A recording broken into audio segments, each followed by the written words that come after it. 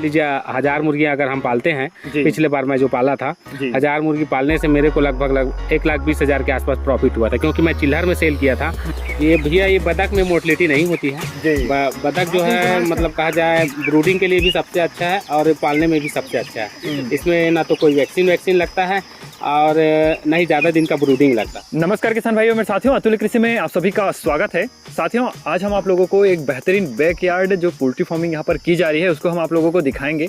यहाँ भाई का जो है सामने घर है, किसान का घर है, उसके पीछे उन्होंने काफ़ी अच्छे तरीके से बगीचे लगा कर रखे, जैसे जैसे आप देख पा रहे हैं यहाँ पर बिही का बगीचा है।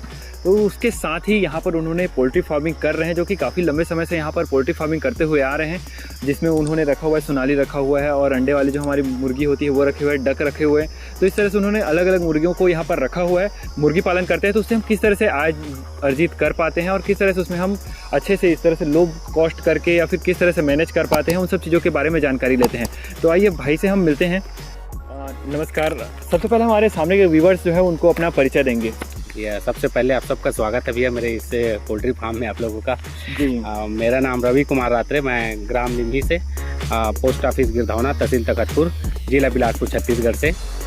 मैं एमए किया हूँ इंग्लिश में जी। और लेकिन रोज़गार तो कुछ नहीं था, तो सोचा कि कुछ किया जाए, इसलिए मैं ये पोल्ट्री फार्मिंग स्टार्ट किया कुछ यूट्यूब वगैरह चैनल देख के जी।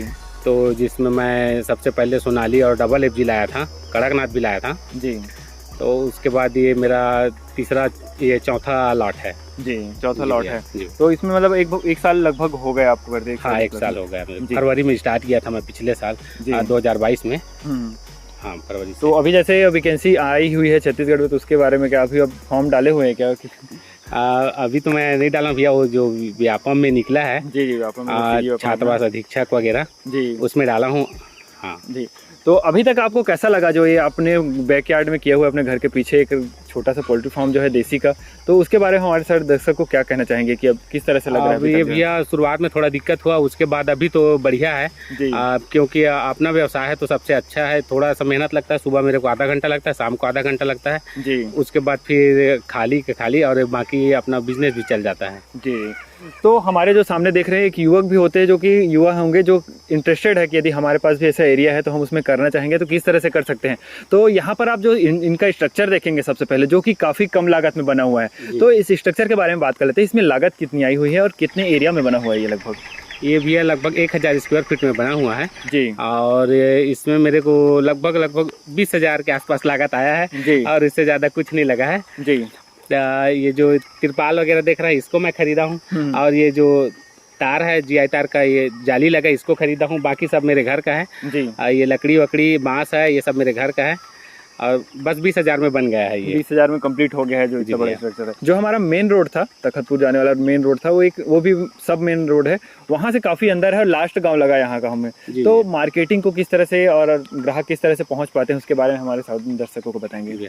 ये मेरा जो गाँव है ना भैया, इधर का सबसे पिछड़ा हुआ गाँव है। यहाँ मेरे गाँव से गुजर के कोई गाँव जाने का रास्ता नहीं है, और सबसे लास्ट वाला गाँव है। दोनों तरफ से नदी है, साइड में मनियारी नदी, इधर नर्मदा नदी है, और जाके संगम हुआ है जिसमें अमोरा मेला लगता है।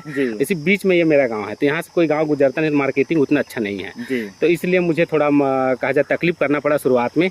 सबसे पहले मैं तो सब कटर लोग से जाके संपर्क किया कि भैया मेरे पास माल तैयार है, सोनाली है, कड़कनाथ है और डबल एफजी है करके जी। तो उनसे तो उतना अच्छा शुरुआत में मार्केट का रेट पता नहीं था, तो अच्छा रेट मिला नहीं जी। तो फिर मैं आसपास के 8-10 ठो गाँव में माल तैयार होने के बाद पम्पलेट बनवा के चिपकवा दिया। उसके बाद फिर त्यौहार में और बीच में ज़रूरत पड़ता है तो लोग आते रहते हैं। उसके बाद फिर शुरुआत में 6-7 महीने मेरे को दिक्कत हुआ, उसके बाद फिर मार्केटिंग अच्छा खासा हो गया जी। फिर बिकने लगा मेरा माल। अभी घर से आके ले जाते हैं, कटर लोग भी आके ले जाते हैं, कोटा से भी आ जाते हैं, बिलासपुर वाले भी आ जाते हैं, और इधर मुंगेली तखतपुर सब आते रहते हैं फिर।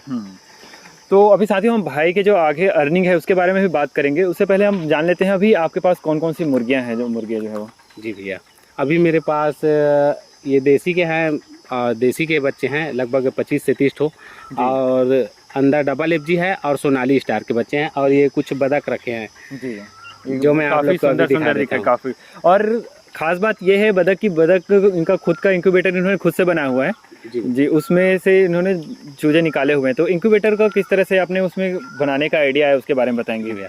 मैं काफ़ी दिनों से देख रहा था यूट्यूब में, सभी लोग इंक्यूबेटर अपना अपना दिखा रहे थे, जो थर्मोकोल का आता है उसमें बना के, बट मेरे को नहीं लग रहा था कि मेरे से बन पाएगा। लेकिन मैं एक बार ट्राई किया तो फिर मेरे से भी बन गया। तो मैं ये साइड वाले गांव से बतख के अंडे लाया, उसमें डाला था, लगभग 70 अंडे डाला था जी। 70 अंडे में लगभग 45 से 50 बच्चे निकले बतख के। और देसी मुर्गी तो मेरे पास खुद है, उसका अंडा मैं डाला था उसमें भी, तो उसका भी लगभग 45 से 50 बच्चे निकले। तो पर डे देसी अंडे कितने निकल जाते हैं? जैसे आपने 20 से 25 बताया, उसमें से तो उसमें भी अभी 7-8 अंडे डेली निकल जाते हैं। तो उसी इंक्यूबेटर से ही उसमें से? हाँ, उसी इंक्यूबेटर में मैं डाल देता हूँ। और अभी गर्मी का सीजन भी है तो थोड़ा अंडा खराब हो जाता है टेम्परेचर बढ़ने से, तो थोड़ा भी हैचिंग रेट कम हो जाता है जी। तो ये हमारी जो नॉर्मल सोनाली आती है और सोनाली स्टार, दोनों में क्या अंतर आ रहा है लगभग? जो सोनाली है भैया उसको 70 दिन बोलते हैं, लेकिन 80-90 दिन चला जाता है।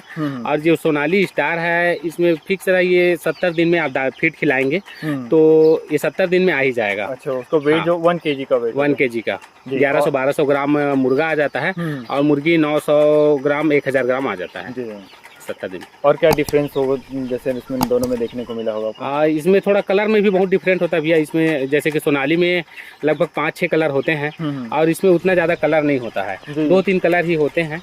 इसमें डार्क ज़्यादा देखने को मिल रहा है, डार्क और ये थोड़ा रेड दिख रहा है कुछ, यही 2 ही कलर इसमें रहते हैं ज़्यादा।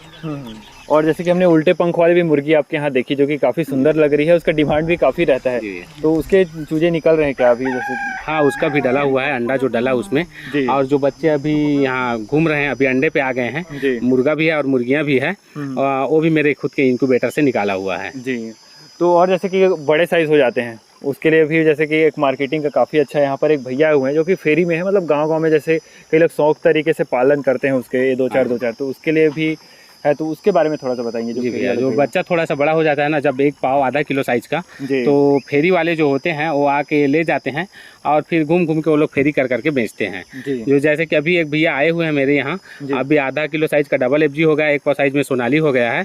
तो जो भैया फेरी वाले हैं वो आए हुए हैं, उनको कुछ बच्चा अभी देना है। और फीड जैसे कि किस तरह से देते हैं आप? शुरुआती दौर में कौन सा फीड देते हैं? जैसे कि आपने बड़ा हुआ थोड़ा सा, उसके बाद फिर ग्रीन फॉडर भी और जाते हैं।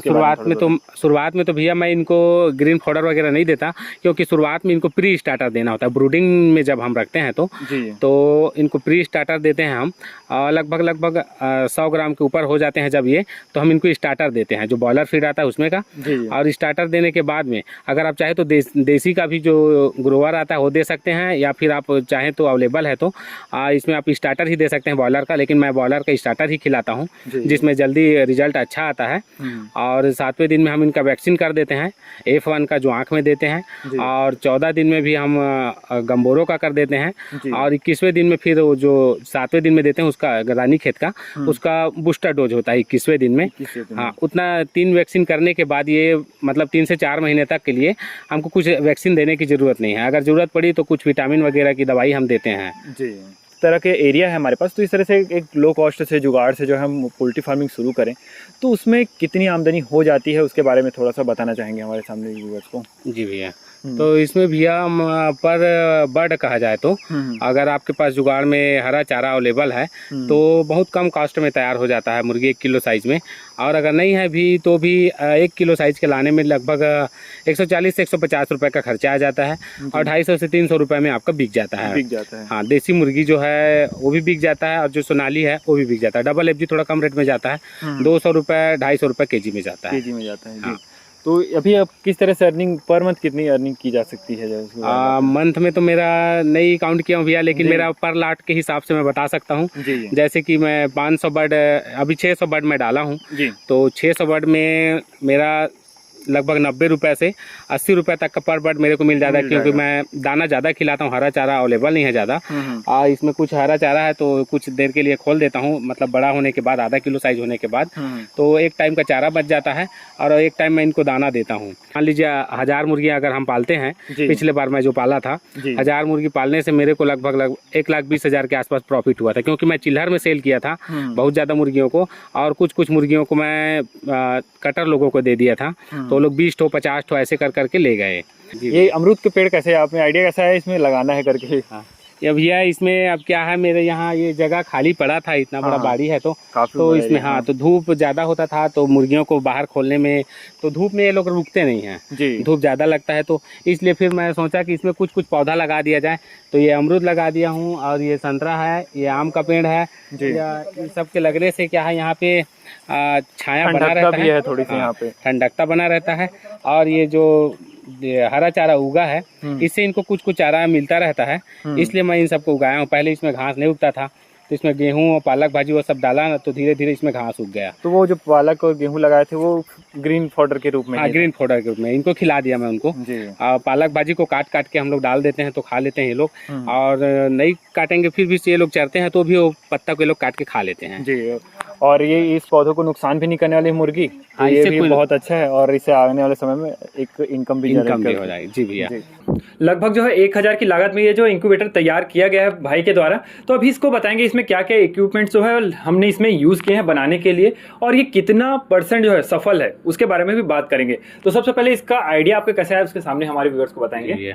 ये भैया मैं सबसे पहले मैं यूट्यूब देखता था, जिसमें मेरे को देख के कई लोग बताते थे कि थर्मोकोल से बनाया जाता है ऐसे करके, और कुछ ये जो प्रोडक्ट कंट्रोलर है और जो फैन है ये ऑनलाइन मंगाने से आ जाता है। और इसका वायरिंग वगैरह हो गया, किस तरह से किया आपने? हाँ, ये मैं खुद किया हूँ वायरिंग, इसका यूट्यूब ही देख देख के वायरिंग किया हूँ। और इसका नंबर सेट करना पड़ता है, फिर ये जो सेटअप करने के बाद तो फिर ये ऑटोमेटिक चलने लगता है जी। तो अभी जैसे कि ऑटोमेटिक यहाँ पर लाइट ऑन हो चुकी है, तो लाइट जो है टेम्परेचर को कंट्रोल करने के लिए हो रहा है। और कितना % सफल है, मतलब कितने % इसमें मोटिवेट? ये 80 से 85% कहा जाए इसमें हैचिंग हो जाता है जी, और 10 से 15% कहा जाए खराब हो जाते हैं जी। ठीक है, धन्यवाद सर सारी जानकारियों के लिए। हमारे दर्शकों को उम्मीद करता हूँ ये जानकारी काफ़ी अच्छी लगी होगी, पूरी संपूर्ण जानकारी हमने देने की कोशिश की है। इसके अलावा भी अगर आपके मन में कोई सवाल है तो आप नीचे कमेंट कीजिएगा। भैया का नंबर है डिस्क्रिप्शन में, इनसे अगर आपको बातचीत करनी है तो भैया से डायरेक्ट बात कर सकते हैं। यहाँ पर भी भैया का नंबर जो है फ्लैश हो रहा होगा। धन्यवाद भैया सारी जानकारियों के लिए। भैया आप सभी का भी धन्यवाद।